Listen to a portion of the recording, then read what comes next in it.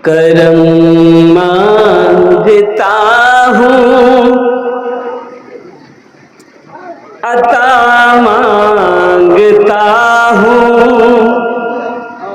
करम मांगता हूँ, अता मांगता हूँ। इलाही मैं तुझसे दुआ मांगता हूँ, इलाही मैं तुझसे दुआ मांगता हूँ। जो मुफलिस है उनको तू दौलत अता कर। आमीन बोला था, कबूलियत की घड़ी, बोलिए आमीन बोलिए।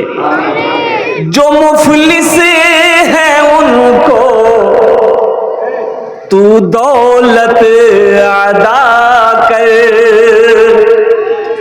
जो बीमार है उनको सेहत अता कर, जो बीमार है उनको सेहत अता कर। मरीजों की खातिर शिफा मांगता हूँ, इलाही मैं तुझसे दुआ मांगता हूँ, करम मांगता हूँ, अता मांगता हूँ। इलाही मैं तुझसे दुआ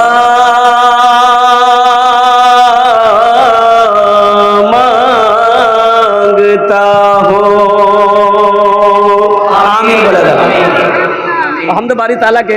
बाबू थोड़ा माइक आपका हनहना रहा है, थोड़ा इसको ये कीजिए, देखिए हम जो बोले कम से कम लोग समझें, थोड़ा ये कम कीजिए। हाँ बस रहने दीजिए, बहुत अच्छा। की नाम है मैग वाला का? नाम हो संतोष, संजय, बहुत अच्छा नाम है, बहुत अच्छा बेटा। माइक आपका ठीक है। हमद बारी ताला के चंदा शाह कर दो ना खुदा, कर दो ना खुदा अब करम की नजर, कर दो। अच्छा देखिएगा, हमारा खुदा कितना है? अरे जोर से बोलिए। एक। हम खुदा को याद करते हैं? कहाँ याद करते हैं? सब कहाँ याद करते हैं? आइए मेरा बच्चा बोल रहा है कि हाँ नमाज में ये पढ़ता, खाली जुमा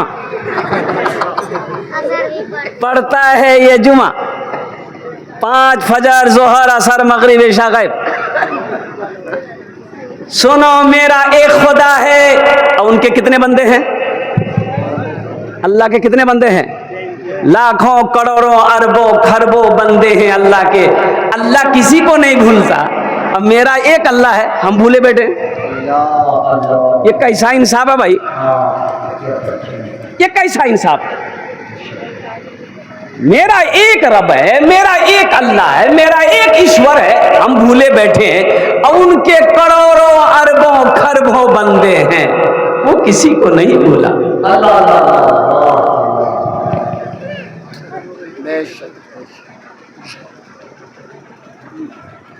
कितने लोग मेरी तकरीर सुनते हैं,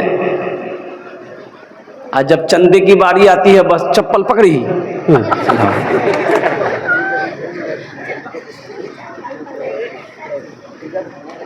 अच्छा मुझे ये बताइए, अभी के जमाने में कौन नहीं मांगता है? बताइए हमको, आपको कौन नहीं मांगता है? हमको बताइए हजरत, कौन नहीं मांगता है? सब मांगता है। मैं आपको बता दूं कौन कौन मांगता है। कटोरा लेके जो मांगे उसे भीख मंगा कहते हैं, क्या है ना? बोले बोले भाई, अरे बोलिए ना भाई, उसको भीख मंगा ना कहते हैं? जो कटोरा लेके मांगे उसे भीख मंगा कहते हैं। मौलवी रसीद लेके मांगे तो चंदा करता है। अच्छा करोड़पति मांगे तो डोनेशन है।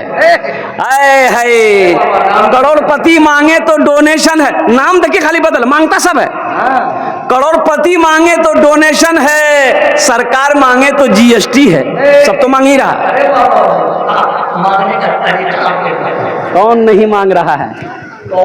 जब सब मांगता ही है सब मांगने वाले ही हैं, तो फिर गुरूर किस बात की? बेशक बेशक बेशक। घमंड किस बात की? तकब्बुर किस बात की? ये सिफात सिर्फ मेरे रब की सिफत है। गुरूर करना, घमंड करना, तकब्बुर करना, ये मेरे अल्लाह को ज़ेबा देता है, इंसान को नहीं। बेशक बेशक बेशक। कर दो ना खुदा अब करम की नजर, अब रात गुजरने वाली है, अब रात गुजरने वाली है। कर दो ना खुदा अब करम की नजर, अब रात गुजरने वाली है, अब रात गुजरने वाली है। मस्जिद में अज़ान जब होने लगी, मस्जिद में अज़ान जब होने लगी, मखलूक खुदा सब कहने लगी। मस्जिद में अज़ान जब होने लगी, मखलूक खुदा सब कहने लगी, मखलूक खुदा सब कहने लगी। क्या? उठ नींद से चल अल्लाह के घर, अब रात गुजरने वाली है, अब रात गुजरने वाली है, अब रात गुजरने वाली है, अब रात गुजरने वाली है। कर दो ना खुदा अब करम की नजर, अब रात गुजरने वाली है, अब रात गुजरने वाली है। मैं दुआ करता हूं अल्लाह आपके आने को, अल्लाह आपके बैठने को, अल्लाह आपके सुनने को, अल्लाह आपके हाजिरी को, हम सब की हाजिरी को अपनी बारगाह में कबूल फरमा ले। इंशाअल्लाह वादा करें कि इंशाअल्लाह दुआ करके उठेंगे। कितने लोग तैयार हैं? इंशाअल्लाह हाथ उठा लें। एखाने जेटे दुआ होबे कबूल होबे, जेटे दुआ होबे मकबूल होबे। आमी कोची ना अल्लाहर कुरान कोछे, वक़ाला रब्बुकुम उदऊनी अस्तजिब लकुम। मेरा बंदा तुम मुझे पुकारो, मैं तेरी दुआ को कबूल करूंगा। हाँ, मेरा बंदा तुम मुझे पुकारो, मैं तेरी दुआ को कबूल करूंगा। ऐसी वैसी दुआ नहीं होगी। ऐसी हजरत जलसे में गए, एक लड़का बड़ी खिदमत की, तो हजरत ने कहा कि बेटा तूने बड़ी खिदमत की, क्या दुआ दें? बोलो। बोला कुछ दादा। अरे दुआ ना देना जी। बोला अच्छा ठीक है, बच्चा छो? बोला कि नहीं। बोला जाओ, अल्लाह तुमको औलाद दे देगा, जाओ।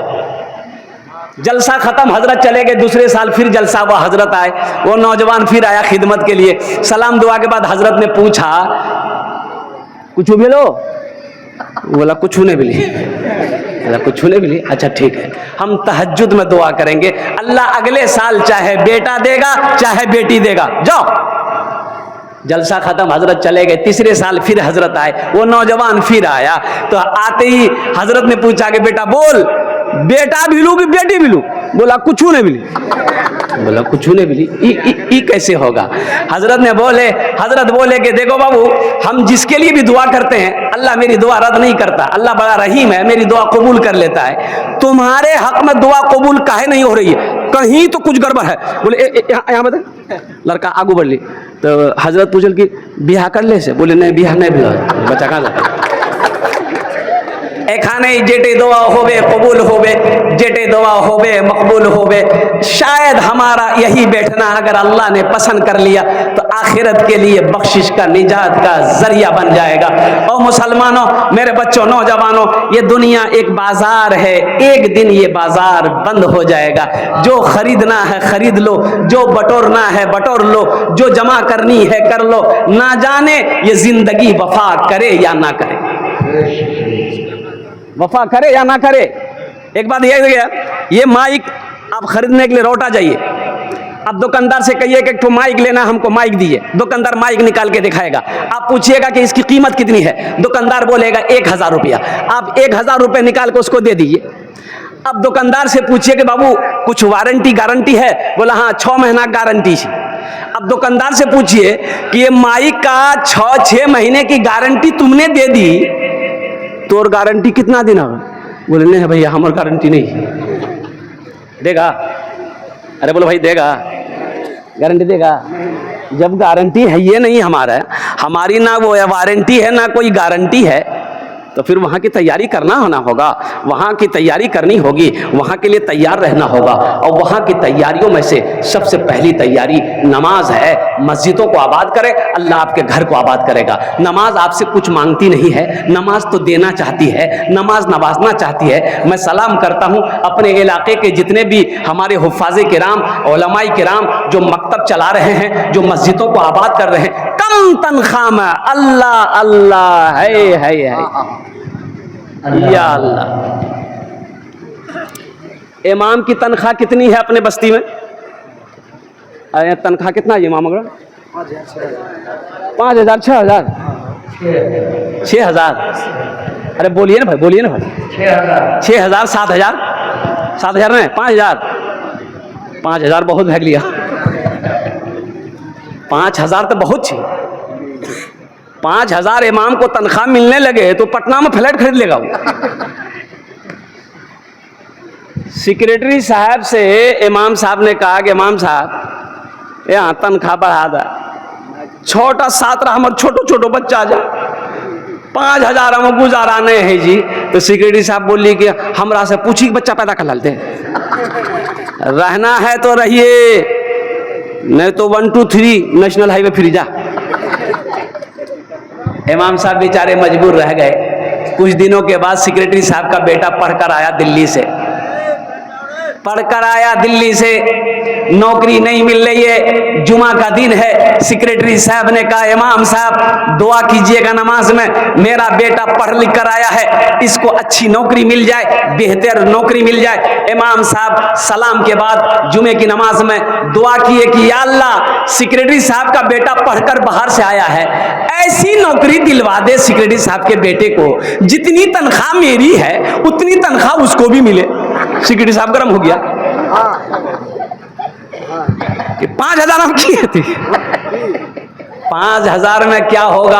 आपने ऐसी दुआ क्यों की? और कुर्बान जाओ, आपका बेटा इंजीनियरिंग करके आया है, 5,000 में उसका नहीं होगा, एक इमाम का गुजारा हो जाएगा। इमाम आदमी है कि फरिश्ता है?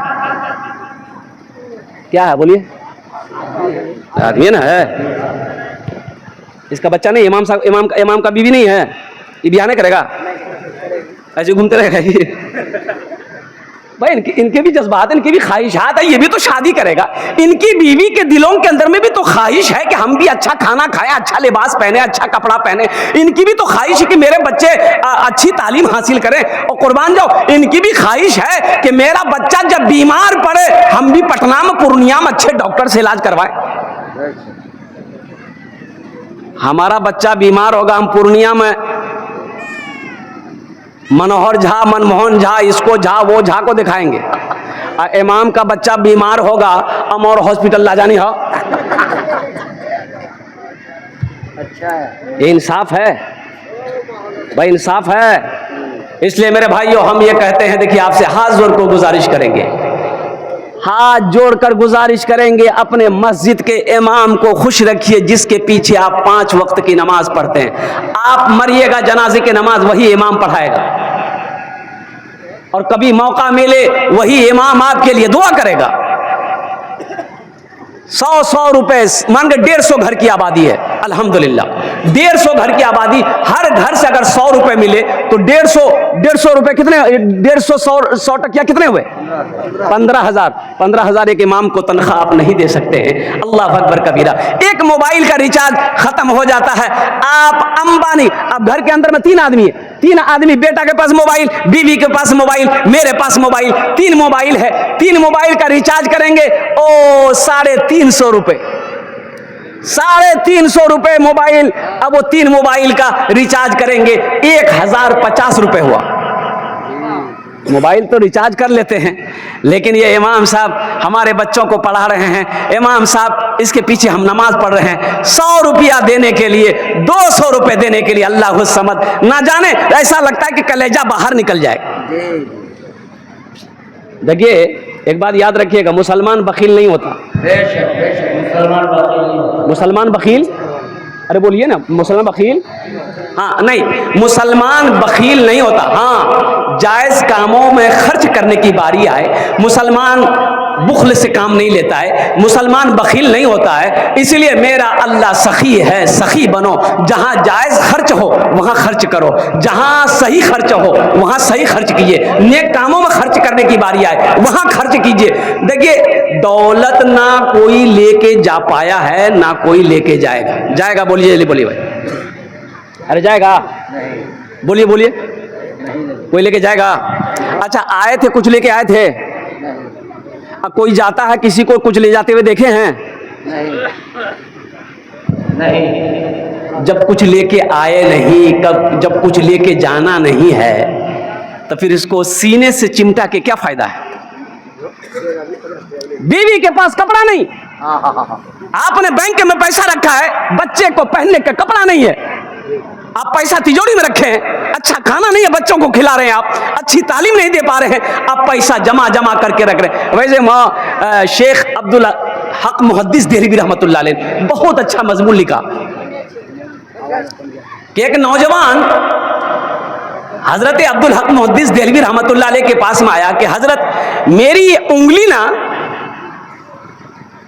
इतना दर्द है कि इस दर्द की वजह से ऐसा लग रहा है कि मेरा पूरा जिस्म में कोई तलवार मार दिया।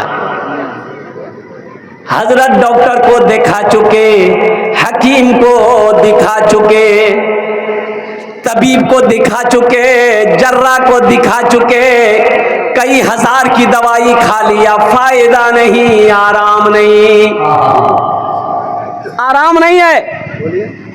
तो हजरत अब्दुल हक मुहद्दिस देहलवी रहमतुल्लाह अलैह फरमाते हैं कि तुम मेरे पास क्या करने आए? बोला हजरत आप दम कर दिए, कुछ पढ़कर, अल्लाह का कलाम पढ़कर दम कर दिए ताकि दर्द में अफाका हो जाए। ये उंगली हमारी ऐसी लग रही है कि ये जल रही है, ये उंगली मेरी जल रही है। और कुर्बान जाओ मुसलमानों, सुनो, अल्लाह वाले थे हजरत अब्दुल हक मुहद्दिस देहलवी रहमतुल्लाह अलैह। उन्होंने कहा अच्छा ठीक है, बैठो मेरे सामने। आपने अपने सामने बिठाया, आप कुरान पढ़ते गए और दम करते गए, फूकते गए और पूछते थे आराम मिला? बोला हजरत आराम नहीं मिला। अच्छा फिर ठीक है। दोबारा फिर दम किया, पूछा आराम मिला? बोला कि नहीं आराम नहीं मिला। और तीसरी मर्तबा आपने फिर दम किया, फिर आपने पूछा आराम मिला? बोला कि हजरत आराम नहीं मिला, कुछ भी आराम नहीं है। तो आपने पूछा, ए नौजवान तू सच सच बता, ये कैसे हुआ? ये बीमारी तुमको कैसे लगी? उंगली में क्या हुआ है? सच सच बताओ। इसलिए कि ये दुनिया की बीमारी नहीं है, ये तुम्हारी उंगली में जो दर्द है ये जहन्नम का अजाब है, ये जहन्नम का अजाब है, ये जहन्नम की आग है। सच सच बता माजरा क्या है? वो नौजवान कहने लगा कि हजरत मेरा बाप था ना, पैसा वाला था, लेकिन बड़ा बखील था, बड़ा कंजूस था। हजरत पैसा घर में था, वो अशरफियों के सिक्के थे घर में, लेकिन सही से खाने को नहीं मिलता था, सही से पहनने को नहीं मिलता था। और मेरी माँ बोलती, हम लोग बोलते, वो मना कर देता, मार पीट पे उतर आता कि नहीं कोई पैसा खर्च नहीं करेगा, ना कभी मछली, ना कभी गोश्त, ना कभी दूध, ना कभी दही। इतना बड़ा बखील था कि अशरफियों का पोटली बनाकर, तकिया बनाकर सोता था। ना खुद खर्च करता था, ना हम लोगों को खर्च करने देता था। बोला फिर क्या हुआ? बोला फिर क्या हुआ हजरत, एक दिन मौत आ गई, मर गया, मेरा बाप मर गया। ओ मेरा बाप मरा, रिश्तेदार लोग आए, कब्र बनाई गई, जनाजे की नमाज पढ़े हम लोग, और अपने बाप को जब कब्रिस्तान ले जाने लगे तो मेरी माँ बोली कि बेटा ये अशरफी भी उसके कब्र में ले जाकर डाल दो।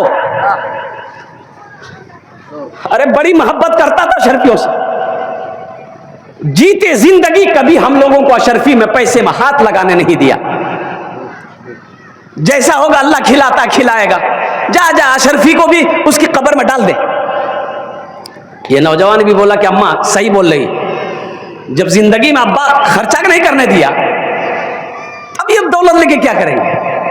वो अशरफी का वो जो पोटली वो उसके साथ में कब्र में रख दिया, तख्ता रखकर मिट्टी डालकर बराबर कर करके लोग घर आ गए।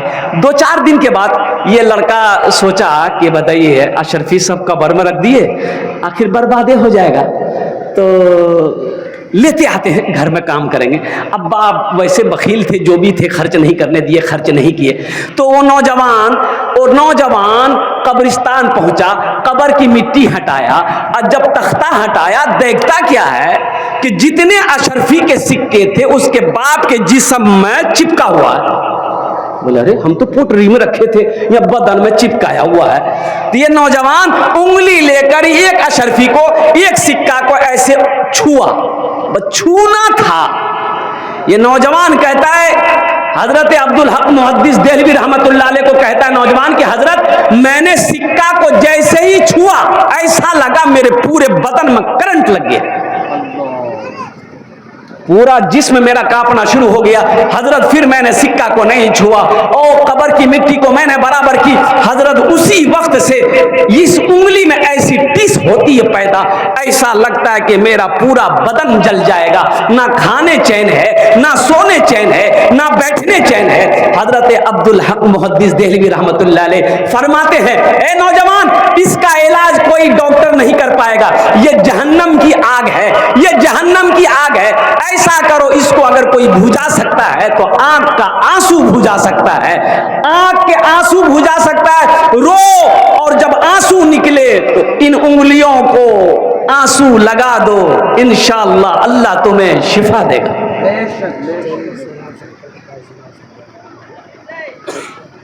हम ये नहीं कहते दौलत नहीं होना चाहिए, दौलत होनी चाहिए, अल्हम्दुलिल्लाह हो है तो अल्हम्दुलिल्लाह, अल्लाह का शुक्र अदा कीजिए। हलाल है, घमंड नहीं करना, हलाल है तो हिसाब देना होगा अल्लाह को, हलाल है तो अल्लाह को हिसाब देना होगा। अगर हराम दौलत है तो अजाब सहना होगा, फिर घमंड कहेगा। हलाल है तो हिसाब देना होगा, हराम है तो अजाब सहना होगा।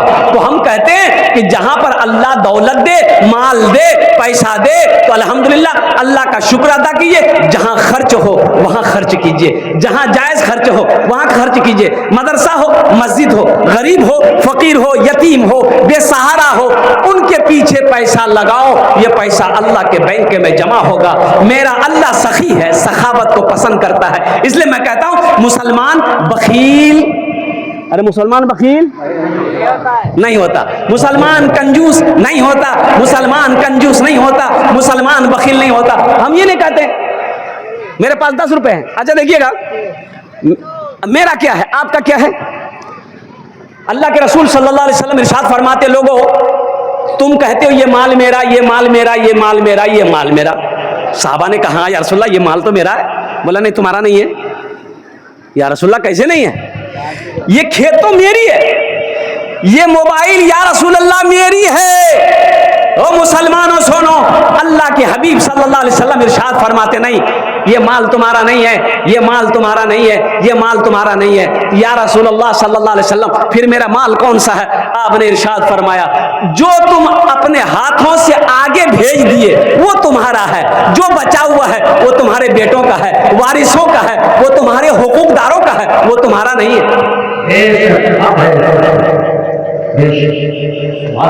एक न एक दिन हर एक इंसान चला जाएगा, एक न एक दिन हर एक इंसान चला जाएगा, एक न एक दिन हर एक इंसान चला जाएगा। चाहे निर्धन हो या धनवान चला जाएगा, चाहे निर्धन हो या धनवान चला जाएगा। क्यों सताते हैं गरीबों को ये दौलत वाले, क्यों सताते हैं गरीबों को ये दौलत वाले। ना तवा हो या पहलवान चला जाएगा, एक ना एक दिन हर एक इंसान चला जाएगा।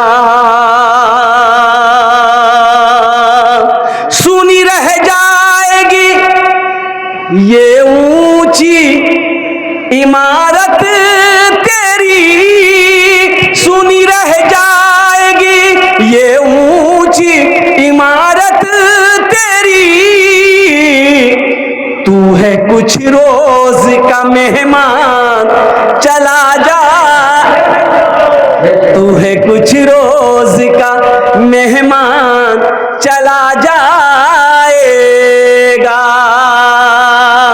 और ये से देखिए, बीवी, घर में अगर बीवी हो, घर में अगर बच्चा है, घर में परिवार अगर है, अल्हम्दुलिल्लाह, अल्लाह ने अगर पैसा दिया है, टाका दिया है, माल दिया है, अगर बीवी अच्छा खाना खाना चाहे, बच्चा अच्छा खाना खाना चाहे, उसे खिलाओ।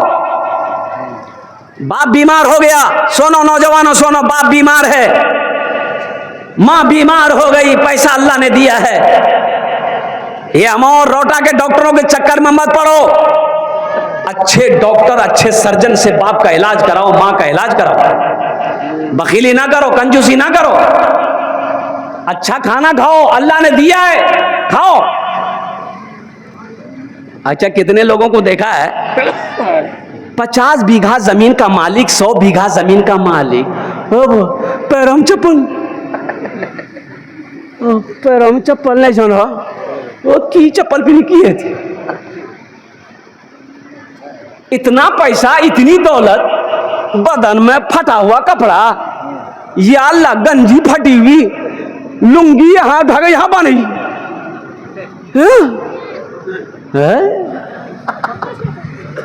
अल्लाह के रसूल सल्लल्लाहु अलैहि वसल्लम के पास एक सहाबी आया, देखा कि फटा पुराना कपड़ा है। अच्छा ठीक है, सुन जाइए, एक सहाबी आया, या अल्लाह के रसूल सल्लल्लाहु अलैहि वसल्लम के पास में एक सहाबी आया, देखा कपड़ा फटा हुआ है, तो आपने पूछा, अरे तेरे पास माल उल है, पैसा वैसा है? कहा कि या रसूल अल्लाह है, बाग भी है, पैसा भी है मेरे पास है। तो आपने फरमाया, माल है तो फिर दिखता क्यों नहीं है? उसका असर दिखना चाहिए ना भाई, पैसा है उसका असर दिखना चाहिए, माल है उसका असर दिखना चाहिए ना। ये अल्लाह की नाशुक्री कैसा?